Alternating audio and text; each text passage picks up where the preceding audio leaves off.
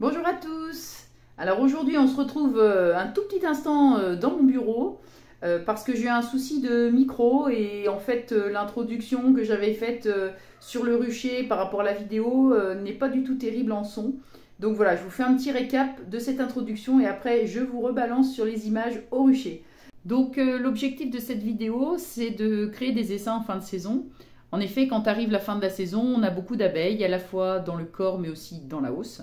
Et suite au retrait de la hausse, autant en profiter de cette quantité d'abeilles pour faire des essaims.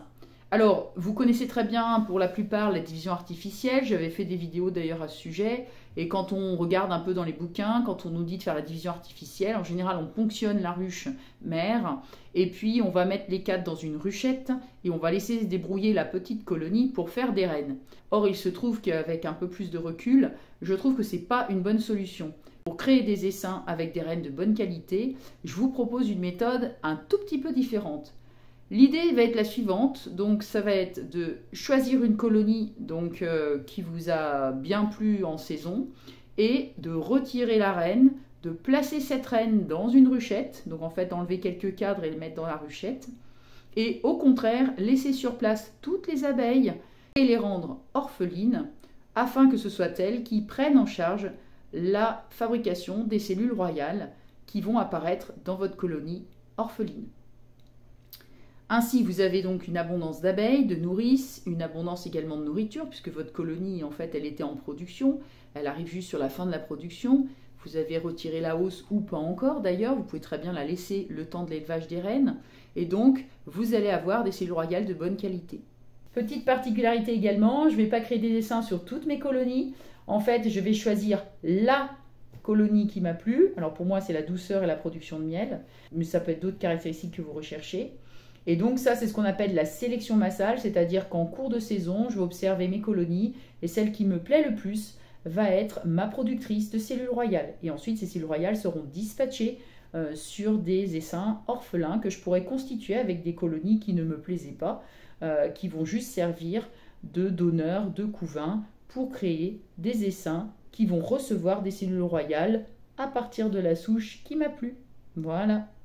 L'objectif, c'est de visiter le corps de manière à trouver la reine et la retirer.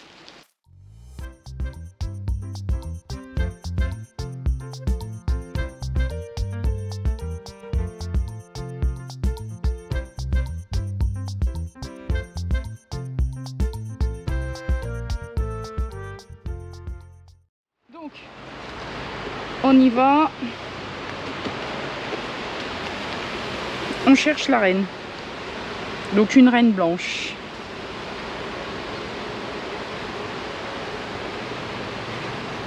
Rarement sur le cadre de rive, mais bon, si jamais.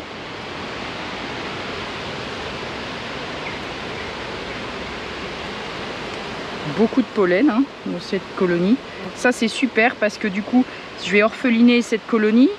Il va falloir qu'elle crée des cellules royales. Et donc là, il y a une abondance de pollen, une abondance de miel qui va permettre de faire donc des cellules royales de qualité.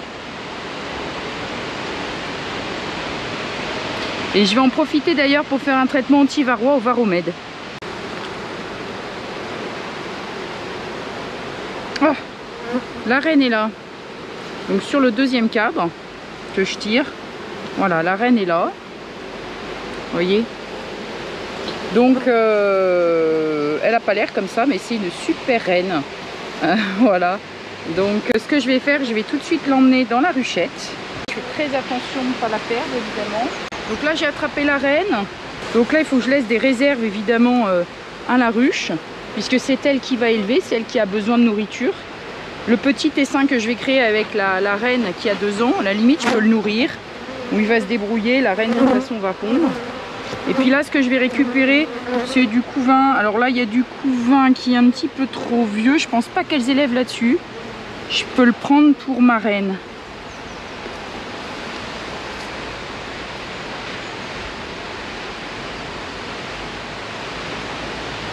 Voilà, donc je retire 2 cadres de couvain seulement. Et je laisse la majorité de la population ici. Donc là ce que je vais faire c'est que je vais resserrer. Je vais resserrer sur 8. Alors je vais leur mettre un cadre à bâtir quand même. Je vais mettre sur 9. Et c'est dommage, j'ai pas de quête de réserve à donner à la ruchette. Je vais voir là si je trouve quelque chose. Celui-là il était assez lourd. Ah si, ça c'est un bon cadre de réserve. Il y a du couvain, mais il y a du jeune couvain. Donc là, je devrais faire des cellules royales. Je vais le laisser. En revanche, je vais prendre le cadre de rive ici. Voilà, pour la reine.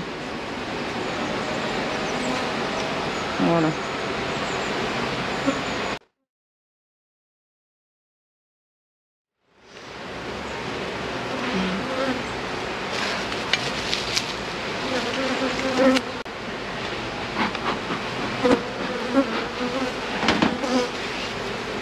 Hop. Donc là.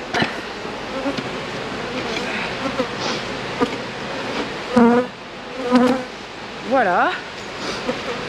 Alors nous voilà 10 jours après l'orphelinage de cette ruche. Et l'idée donc c'est de voir combien de cadres contiennent des cellules royales. Sur le cadre, on pourrait s'amuser à découper les cellules royales si j'en ai beaucoup par exemple et que je veux les dispatcher. C'est pas évident à découper une fois que c'est sur un cadre, mais c'est possible. Donc on peut se laisser cette possibilité là. On va regarder ensemble ce qu'on a obtenu. Allez, donc on va chercher les cellules royales dans cette colonie orphelinée il y a 10 jours.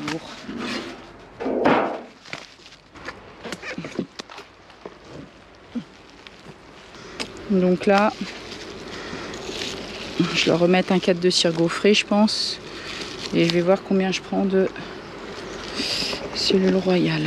Donc là, il y a de la nourriture. Et du couvain. C'est une colonie qui était quand même conséquente. Donc là, hop, on regarde. Pas de cellules royales sur celui-ci. Alors selon les colonies, elles font plus ou moins de cellules royales. Hein. Donc là, on va voir qu'est-ce qu'elles ont pu faire. Il faut que je laisse au moins un cadre de cellules royales dans cette colonie, évidemment. Et l'idéal, c'est d'avoir 2 ou 3 cadres avec des cellules royales. Alors là, vous voyez, j'en ai une. J'ai une cellule royale donc de reméhrage. Hein, donc c'est typique au centre du cadre. Donc je vais laisser cette cellule. Il y en a une. Ensuite, ici, je devrais en avoir.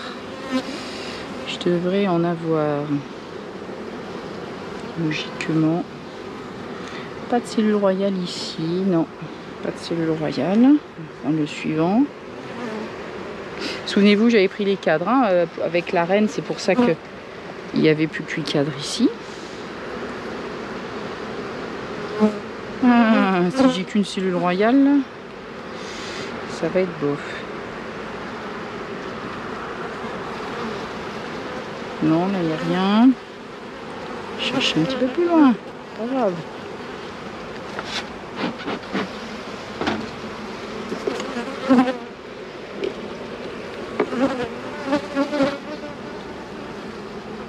Alors,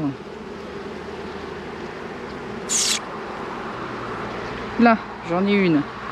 Vous voyez, celle-ci, elle n'est pas encore fermée. Voilà. Donc celle-ci, ce cadre, je vais prendre. Donc là, ce que je vais faire, c'est que je vais créer 2 essaims à partir des 4 colonies qu'on voit là. Donc on va pouvoir mélanger les cadres de couvain. C'est pas gênant, on crée une colonie orpheline dans laquelle on va introduire donc des cellules royales naturelles hein, qu'on a pu générer grâce à l'orphelinage il y a 10 jours. Donc je vais fouiller les colonies et puis je vais récupérer des cadres de couvain, bien sûr sans les reines. Voilà, donc sur cette colonie, on va regarder si on peut ponctionner un petit peu de réserve, au moins un cadre de réserve.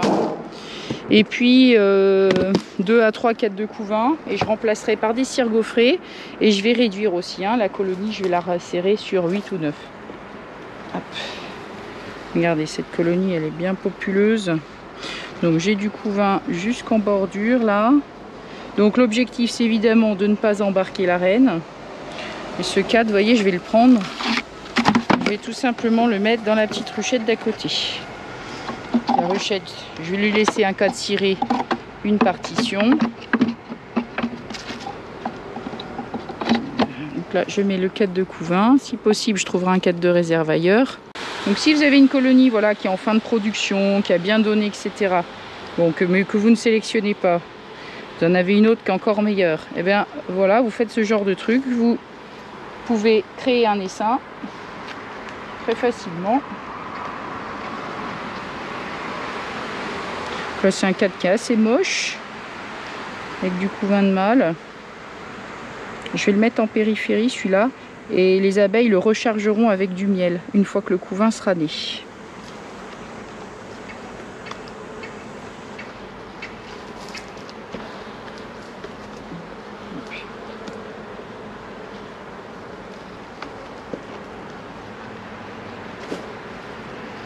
Donc là, c'est encore du couvain. Plein de couvain partout. Voilà. Un petit peu de pollen. C'est pas mal, je vais le prendre aussi. Allez, il y a 2 couvains déjà. On laisse une petite place au centre pour les cellules royales qu'on ajoutera ici. On fera attention quand on les dépose de ne pas évidemment abîmer les cellules. Donc là, vous voyez, c'est un cadre de pollen que je vais pouvoir, avec la reine qui est là, hein. Donc c'est un cadre que je vais pouvoir mettre en périphérie. Je retrie un petit peu, vous voyez ici. Je vais, hop, décaler ce cadre. Le cadre de pollen, je vais le mettre en bordure. Et la reine, je vérifie que la reine est bien toujours là. La reine est là sur le bord. Faire très attention évidemment de ne pas perdre de vue la reine. Avec la caméra, je suis un petit peu embêtée. Hop. La reine est ici. Là, il y a un cadre de couvain. Je vais pouvoir leur mettre un cadre de cire gaufrée. Voilà, qu'elles vont bâtir. J'en mets qu'un, hein. En mois de juin, ça bâtit moins déjà, hein. Quasiment plus. Il faut vraiment qu'il y ait quand même du nectar autour. Sinon, il faut mettre un petit coup de sirop. Donc du couvain, ça je vais quand même leur laisser un petit peu de couvain, celle-ci. Mais vous voyez, c'est une colonie qui est quand même très forte et qui a beaucoup de couvain. Alors vous voyez, ce cadre, il n'est pas terrible non plus. Bon allez, je vais le donner. Ça me fait un cadre supplémentaire. Donc vous voyez, là, j'ai pas beaucoup de nourriture à donner. Donc soit je retirerai la partition ici. Là, j'ai 3 couvains, une cire gaufrée. Soit je retire cette partition, je mets un cadre de miel sur d'une autre colonie. Soit je nourris en fait tout simplement avec du candy protéiné. Là on va resserrer les cadres et je vais mettre une partition. Donc là il y a du couvain encore, c'est une belle colonie, hein. Hop. Et puis encore du couvain ici. Et le dernier cadre, on va regarder s'il y a de la nourriture. Ouais, c'est lourd, donc oui, regardez, c'est un cadre de miel. Donc pour cette colonie je m'affole pas. Quand je vais retirer la hausse, elles ont quand même un petit peu de miel pour survivre. Voilà. Donc je vais la réduire sur 8. Idéalement, c'est bien d'avoir 2 partitions, une de chaque côté. Là, il faut que j'aille racheter des partitions. J'en ai plus beaucoup. Donc je vais resserrer comme ça. Sur 8.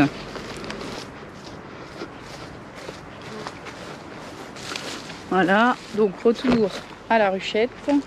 Donc je vais pouvoir lui mettre une cellule royale qu'elle va finir d'étirer.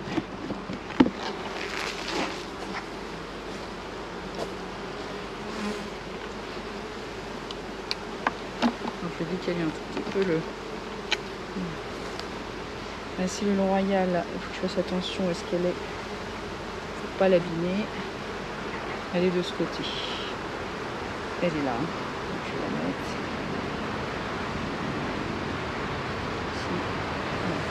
Donc les butineuses, vu que je suis sur le même rucher, vont retourner à la ruche d'origine. Et c'est pas gênant. Et là, voyez, ce que je vais faire, c'est que je vais faire un traitement au varomètre. Et là, j'ai dit que j'allais nourrir. Je vais pas prendre le cadre ailleurs. Je vais leur mettre des protéines. Alors, transporter des cellules royales, c'est compliqué, hein. C'est pour ça que là, je reste au niveau du même rucher. C'est pour ça que je mets quand même 3 cadres de couvain. Je vais mettre de la nourriture. Hop. Voilà. Parce que bon, on peut les transporter à peu de 3 km pour garder les butineuses, mais donc là j'ai pas envie de les transporter. C'est aussi possible de faire comme ça. Et donc là je vais me noter, on est le 29 juin, une CR ruche, donc du coup duche 1. Il y a eu du varomètre, donc j'ai 3 coups 20 de la ruche d'origine. Je la note quand même parce que si elles me font des cellules royales de la ruche d'origine, il faut quand même que je sache d'où ça vienne. Il y a une G, donc une cire gaufrée. Bah, il y a le coup 20 CR, donc ça me fait 5 cadres. Voilà, et j'ai mis du candy protéiné. Voilà, et bien fin de cette petite vidéo. Donc vous avez vu, c'est assez simple, on rajoute un cadre de cellules royales qui provient d'une colonie qu'on a sélectionnée. Alors moi j'ai sélectionné pour la production de miel et aussi pour la douceur.